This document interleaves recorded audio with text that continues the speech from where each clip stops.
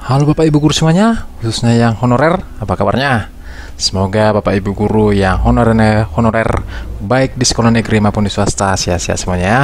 Kali ini saya akan sampaikan mengenai soal dan pembahasan simulasi tryout tes P3K khusus guru kelas. Ya, ini khusus guru kelas ya, karena saya membaca buat Bapak Ibu guru di formasi-formasi itu sangat banyak guru kelas ya. Harapan saya buat kita semua, semoga di seleksi P3K ini kita lulus semuanya ya Bapak Ibu ya. Oke, saya akan mulai aja langsung ya. Di sini ada soal sama pembahasannya ya. Kita mulai aja langsung ya. Yang pertama, kata-kata berikut yang bukan kata sifat adalah: A. Cemerlang, B. Pahit, C. Telantar, D. Rata, E. Sakit. Ya, sebelum kita jawab, langkah baiknya kita bahas dulu sedikit ya Bapak Ibu ya. Perhatikan pembahasannya ya. Saya akan bacakan untuk kita semuanya pembahasannya ya. Kata sifat atau adjektif adalah kata yang menyatakan sifat atau hal keadaan pada suatu benda. Kata sifat juga diartikan sebagai kata yang menerangkan kata benda. Pada umumnya, kata sifat dapat bergabung dengan kata lebih dan sangat. Kata yang tidak bisa digabung dengan kata lebih dan sangat adalah kata telantar, karena telantar termasuk kata kerja. Jadi jawabannya yang mana Bapak Ibu Guru? Jawabannya adalah C. Kata-kata berikut yang bukan kata sifat adalah C. Telantar, itu jawabannya ya. Kita lanjut nomor 2 Bapak Ibu. Kelompok kata di bawah ini yang merupakan frase adalah: A. Ayah pergi, B. Bapakku guru, C. Sepatu baru, D. Aldo mahasiswa, E. Adik menangis. Mari kita bahas bersama ya. Kita bahas dulu ya. Perhatikan Bapak Ibu. Satuan sintaksis yang lebih besar daripada kata frase, kata adalah frase. Frase adalah satuan gramatikal yang terdiri dari dua kata atau lebih, yang tidak berciri klausa atau tidak memiliki ciri predikat, dan pada umumnya menjadi pembentuk klausa. Seperti halnya dengan kata, frase memiliki potensi untuk berdiri sendiri menjadi kalimat. Yang mana kira-kira jawabannya Bapak Ibu? Setelah kita bahas, jawabannya adalah sepatu baru, C. Itu dia jawabannya ya. Oke, kita lanjutkan yang ketiga. Mantan pejabat itu duduk di meja hijau untuk mempertanggungjawabkan perbuatannya. Meja hijau pada kalimat di atas bermakna: A. Denotatif, B. Konotatif, C. Leksikal, D. Gramatikal, E. Asosiatif. Mari kita bahas sama-sama.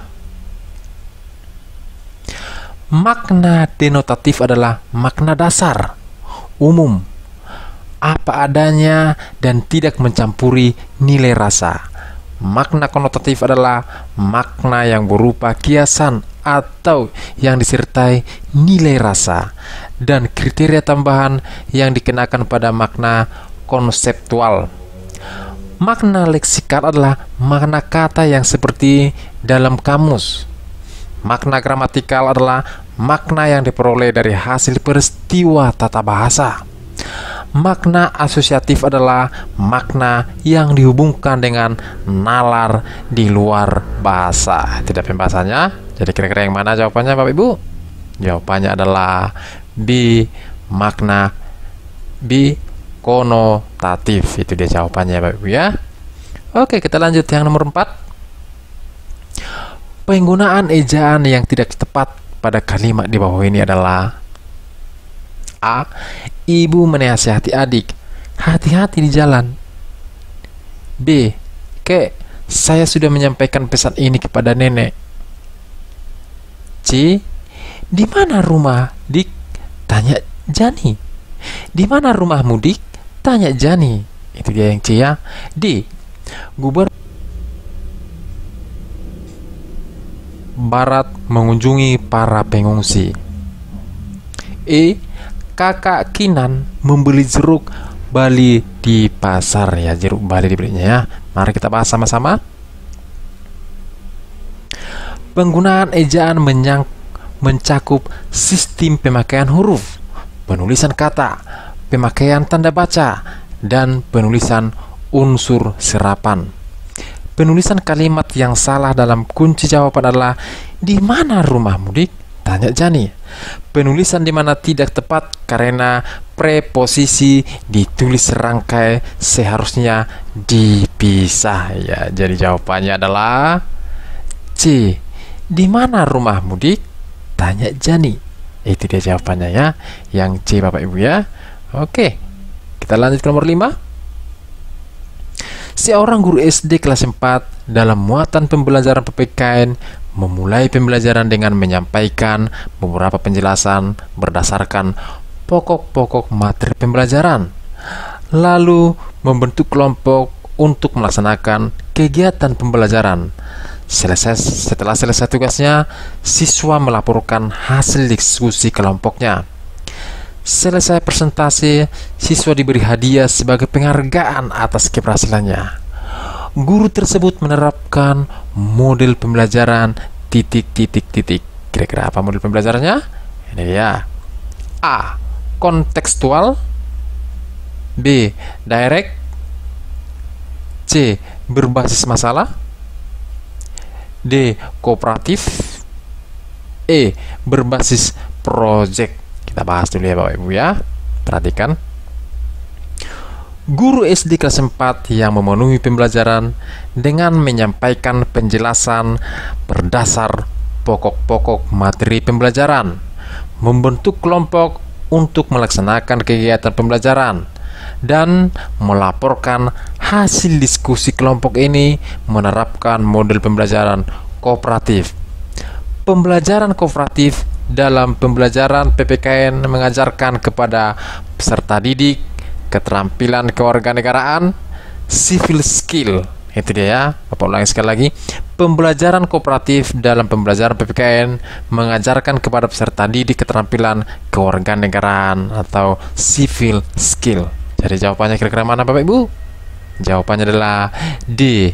Kooperatif. Itu dia jawabannya, ya. Oke, kita lanjut lagi. Penegakan HAM di Indonesia terkendala antara lain oleh lemahnya pengawasan masyarakat dan perlunya penguatan lembaga swadaya masyarakat di bidang hukum.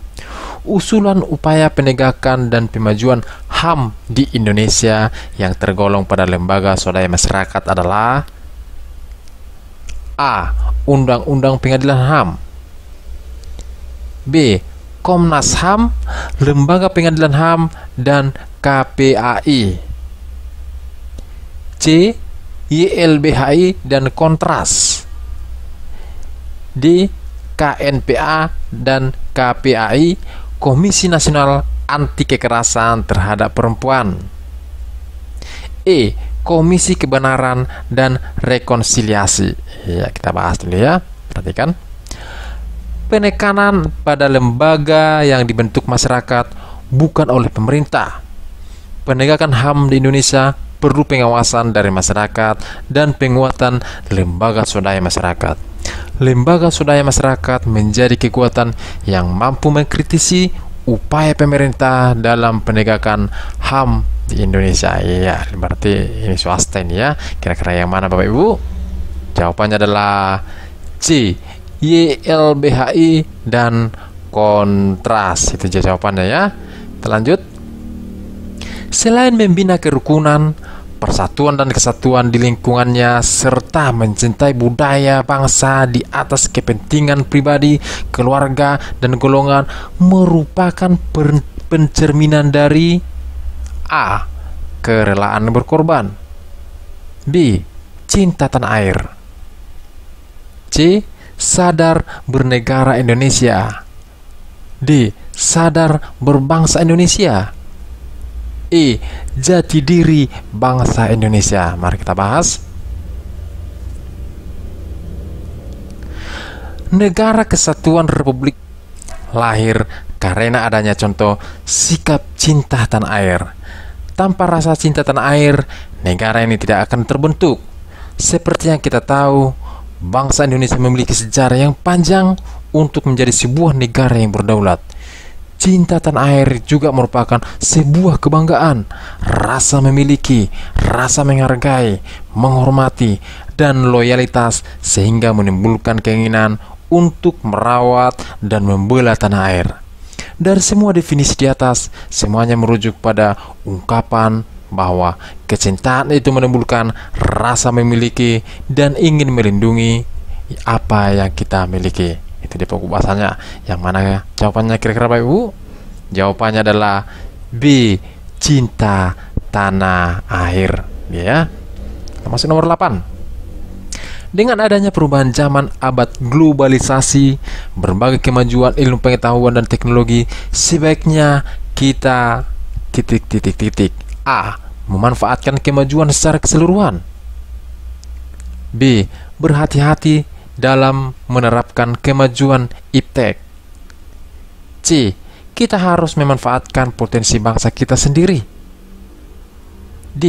Tidak semua yang modern itu baik untuk bangsa. E. Menyaring kemajuan itu dengan nilai-nilai Pancasila. Mari kita bahas dulu Bapak Ibu. Globalisasi merupakan fenomena mendunianya suatu peradaban, yang saat ini adalah mendunianya peradaban atau kebudayaan barat. Sehingga globalisasi sebenarnya berdampak positif dan negatif bagi negara-negara di dunia. Misalnya dampak negatif globalisasi adalah kebebasan yang tak terbatas atau kebablasan. Tata kelakuan dan pola hidup bangsa timur semakin bergeser mengikuti arus kebarat-baratan. Pancasila sebagai dasar negara Indonesia menjadi penyaring dalam kemajuan globalisasi yang tidak bisa dihindari. Iya, dari pembahasan yang barusan saya sampaikan, kira-kira jawabannya? Jawabannya adalah E. Menyaring kemajuan itu dengan nilai-nilai Pancasila. Ya, yang E ya jawabannya Bapak Ibu ya. Oke, kita lanjut.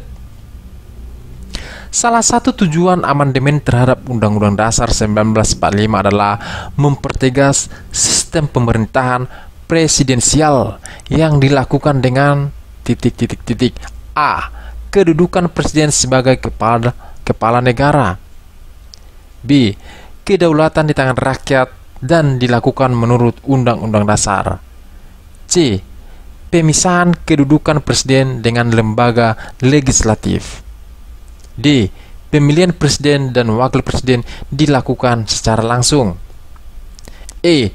Presiden dipilih 5 tahun sekali. Kita bahas Bapak Ibu ya. Perhatikan Bapak Ibu.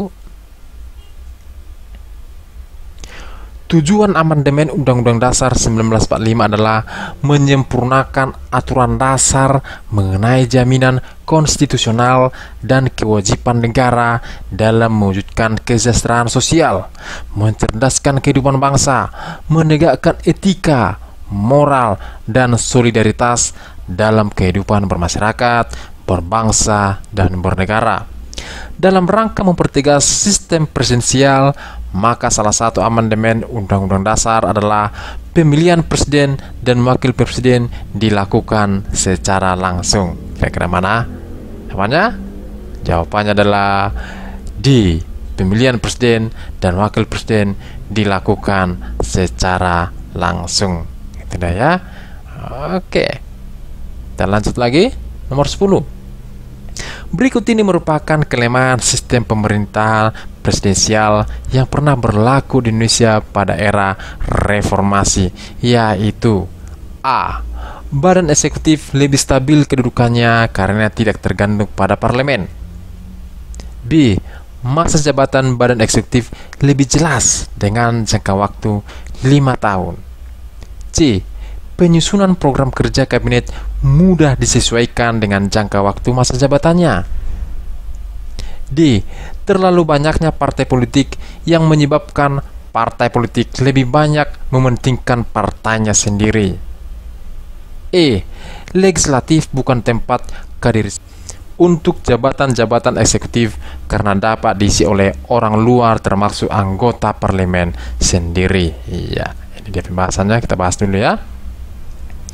Dalam sistem pemerintahan yang pernah berlaku di Indonesia pada masa Orde Baru sampai era reformasi, ada banyak kelebihan dan kekurangannya.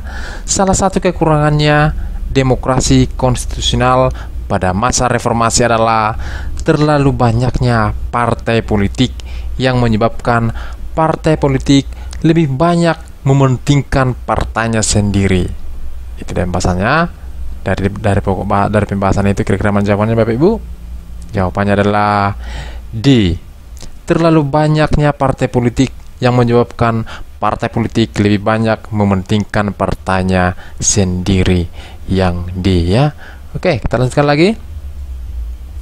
Pak Ranto akan mengerjakan materi IPA tentang konsep pemuaian dengan logam kepada para siswanya. Pembelajaran dilaksanakan dalam setting model pembelajaran kooperatif melalui pembentukan kelompok-kelompok kecil. Kegiatan diarahkan pada upaya membuktikan bahwa sebagian besar logam apabila dipanaskan akan memuai. Metode yang sebaiknya digunakan Pak Ranto adalah A. Demonstrasi, B. Eksperimen, C. Tanya jawab, D. Diskusi, E. Ceramah. Ya, kita bahas dulu ya Bapak Ibu. Kegiatan untuk membuktikan bahwa sebagian besar logam apabila dipanasi akan memuai lebih sesuai disajikan dengan metode eksperimen. Metode eksperimen merupakan cara penyajian pelajaran di mana siswa melakukan percobaan dengan mengalami sendiri sesuatu yang dipelajari melalui kegiatan terinci yang direncanakan untuk menghasilkan data dalam rangka menjawab suatu masalah atau menguji sesuatu hipotesis. Jadi jawabannya adalah B. Eksperimen. Yang tidak jawabannya ya. Iya, kita lanjut ke nomor 12. Soal di bawah ini yang dapat digunakan untuk mengukur kemampuan berpikir tingkat tinggi materi IPA adalah A. Benda-benda apa sajakah yang dapat ditarik magnet? B. Apa yang kalian ketahui tentang gaya magnet? C. Mengapa peniti dalam kotak kertas dapat ditarik magnet yang ditaruh di luar kotak? D. Sebutkan macam-macam magnet berdasarkan bentuknya. E. Apa ini maksud dengan magnet buatan? Ya, kita bahas dulu ya Bapak Ibu. Soal yang digunakan untuk mengukur kemampuan berpikir tingkat tinggi harus melibatkan keterampilan berpikir siswa dan mampu mengembangkan keterampilan pemecahan masalah terhadap masalah yang disajikan guru. Salah satunya ditandai dengan kata tanya, mengapa atau bagaimana. Ya, itu dia ya, mengapa atau bagaimana. Jadi jawabannya adalah C. Mengapa peniti dalam kotak kertas dapat ditarik magnet yang ditaruh di luar kotak? Nah, itu dia jawabannya ya, yang C ya Bapak Ibu ya. Oke, kita lanjut lagi. Nomor 13. Besi yang dibiarkan di ruang terbuka akan mudah berkarat. Hal ini disebabkan oleh A. Besi di ruang terbuka mudah mengalami penyusutan massa. B. Udara mengandung partikel air yang dapat bereaksi dengan besi. C. Udara yang dingin dapat membuat besi rusak. D. Suhu udara berubah-ubah. E. Besi tidak tahan udara panas. Ya, kita bahas lagi ya, Ibu. Korosi adalah kerusakan atau degradasi logam akibat reaksi antara suatu logam dengan berbagai zat di lingkungannya yang menghasilkan senyawa-senyawa yang tidak dikehendaki. Dalam bahasa sehari-hari, korosi disebut perkaratan. Besi di ruang terbuka akan mudah bereaksi dengan partikel air yang tergantung di udara. Jadi mana jawabannya Bapak Ibu? Jawabannya adalah B. partikel air yang dapat bereaksi dengan besi. Itu dia yang B jawabannya Bapak Ibu ya. Oke, kita lanjut lagi. Santan kelapa dibuat dengan cara memisahkan campuran santan, air, dan ampas kelapa. Cara pemisahan demikian ini merupakan salah satu contoh cara pemisahan materi dengan cara A. Filtrasi, B. Kristalisasi, C. Sublimasi, D. Kromatografi, E. Destilasi. Nah, ini dia, kita bahas dulu ya. Santan kelapa dibuat dengan cara memisahkan campuran santan, air, dan ampas kelapa menggunakan saringan. Dengan menggunakan saringan yang berpori-pori kecil, santan kelapa dapat melewati lubang saringan dan ampas kelapa tertahan dalam saringan. Cara pemisahan materi demikian ini disebut sebagai penyaringan atau filtrasi. Jadi jawabannya adalah A. Filtrasi. Itu dia jawabannya ya Bapak Ibu ya. Kita lanjut lagi, nomor 15. Pak Prajana sedang berada di mobil angkutan yang sedang melaju. Dia membawa segelas air teh tanpa tutup yang ia letakkan di dashboard atau rak minuman. Tiba-tiba supir angkot mengerem mendadak. Berdasarkan pemahaman Anda tentang pengaruh gaya pada gerak benda, apa yang akan terjadi pada air dalam gelas yang ditaruh di dashboard tersebut? A. Air diam, B. Air tumpah sembarangan arah, C. Air tumpah ke belakang, D. Air tumpah ke depan, E. Air berhamburan ke segala arah. Ya, ini pembahasannya ya.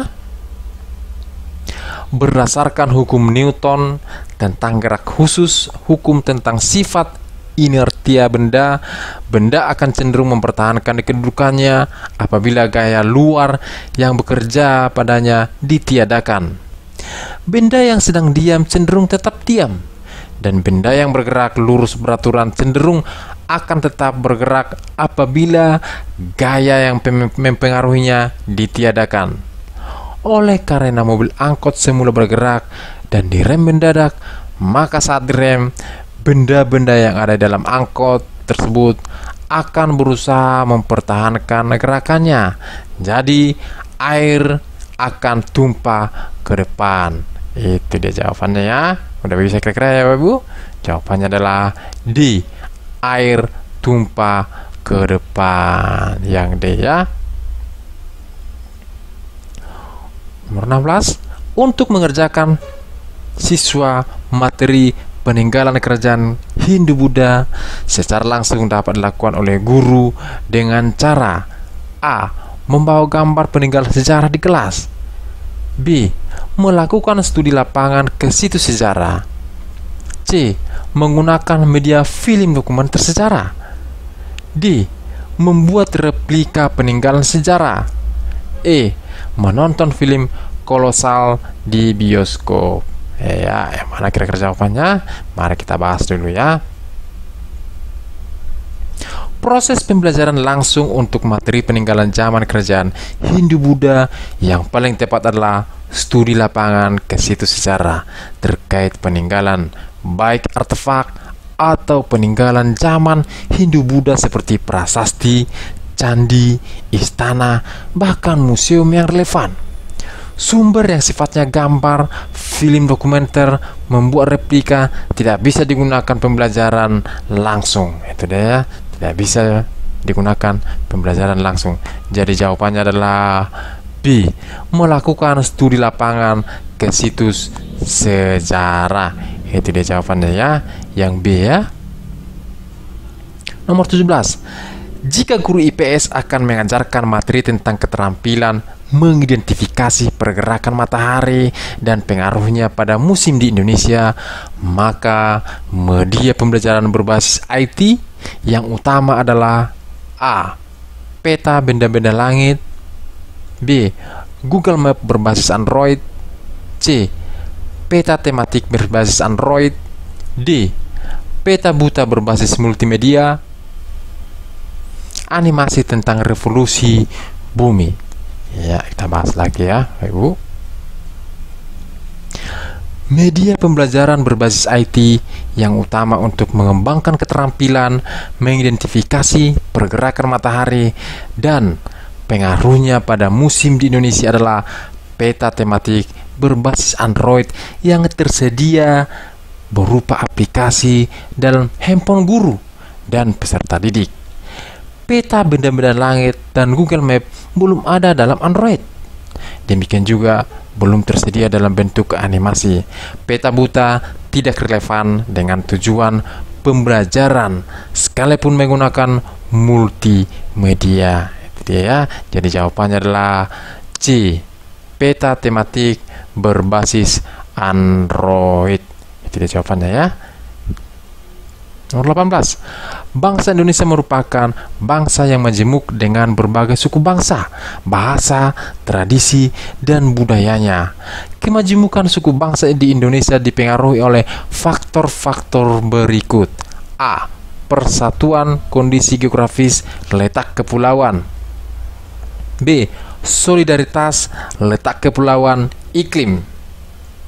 C. Interaksi, integrasi, keadaan geografis. D. Integrasi, solidaritas, kondisi geografis. E. Geografis, kultur setempat, adat istiadat. Kita bahas lagi Bapak Ibu. Kondisi geografis Indonesia yang berupa kepulauan yang dipisahkan oleh laut dan selat memungkinkan penduduk yang menempati pulau itu tumbuh menjadi kesatuan suku bangsa yang terisolasi dengan yang lain. Setiap suku bangsa mengembangkan pola perilaku, bahasa, dan ikatan kebudayaan lainnya yang berbeda dengan suku bangsa yang lain. Hal ini merupakan adaptasi manusia dalam rangka menyesuaikan diri dengan alam serta selaras dengan kehidupan alam di mana mereka tinggal. Bentuk wilayah kepulauan memberikan dampak terjadinya perbedaan pada bahasa, pola pikir, kebiasaan, dan perilaku serta adat istiadat di antara suku bangsa. Jadi jawabannya adalah E. Geografis, kultur setempat, adat istiadat. Itu dia jawabannya ya. Yang E ya Bapak Ibu ya. Oke, kita lanjutkan lagi. Perilaku yang sesuai untuk menanggulangi hambatan dan gangguan dalam membangun integrasi nasional pada era global adalah A. Selalu memakai barang produksi dalam negeri. B. Mempelajari semua budaya daerah yang beraneka ragam. C. Berpartisipasi menggalang persatuan dan kesatuan dalam kemajemukan. D. Menolak menggunakan barang-barang yang diimpor dari negara lain. E. Selalu menggunakan bahasa Indonesia dalam setiap pergaulan dengan orang lain. Nah, kita bahas dulu. Pilihan sikap selalu memakai barang produksi dalam negeri dan menolak menggunakan barang-barang yang diimpor dari negara lain merupakan bagian dari sikap menghargai karya anak bangsa. Sedangkan sikap selalu menggunakan bahasa Indonesia dalam setiap pergaulan dengan orang lain serta mempelajari semua budaya daerah yang beraneka ragam menunjukkan dimensi masyarakat multibudaya yang menjadi karakter bangsa Indonesia. Tetapi belum ada penekanan pemaknaan pentingnya mempromosikan sikap memperkuat kesatuan dan persatuan bangsa. Jadi jawabannya adalah C. Berpartisipasi menggalang persatuan dan kesatuan dalam kemajemukan. Yang C jawabannya Bapak Ibu ya. Oke, kita lanjut. Berikut ini merupakan kelemahan sistem pemerintahan presidensial yang pernah berlaku di Indonesia pada era reformasi, yaitu A. Badan eksekutif lebih stabil kedudukannya karena tidak tergantung pada parlemen. B. Masa jabatan badan eksekutif lebih jelas waktu 5 tahun. C. Penyusunan program kerja kabinet mudah disesuaikan dengan jangka waktu masa jabatannya.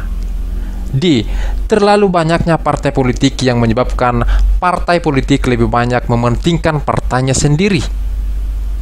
E. Legislatif bukan tempat kaderisasi untuk jabatan-jabatan eksekutif karena dapat diisi oleh orang luar termasuk anggota parlemen sendiri. Nah, kita bahas dulu Bapak Ibu. Dalam sistem pemerintahan yang pernah berlaku di Indonesia pada masa Orde Baru sampai era reformasi ada banyak kelebihan dan kekurangannya. Salah satu kekurangan demokrasi konstitusional pada masa reformasi adalah terlalu banyaknya partai politik yang menyebabkan partai politik lebih banyak mementingkan partainya sendiri. Jadi jawabannya adalah D. Jawabannya ya, terlalu banyaknya partai politik yang menyebabkan partai politik lebih banyak mementingkan partainya sendiri. Yang D ya jawabannya ya. Oke Bapak Ibu, demikianlah materi kita untuk hari ini mengenai soal-soal P3K khusus untuk guru SD. Tetap semangat ya Bapak Ibu ya. Jangan lupa tetap berlatih demi mendapat apa yang kita inginkan, lulus P3K. Sekian dan terima kasih.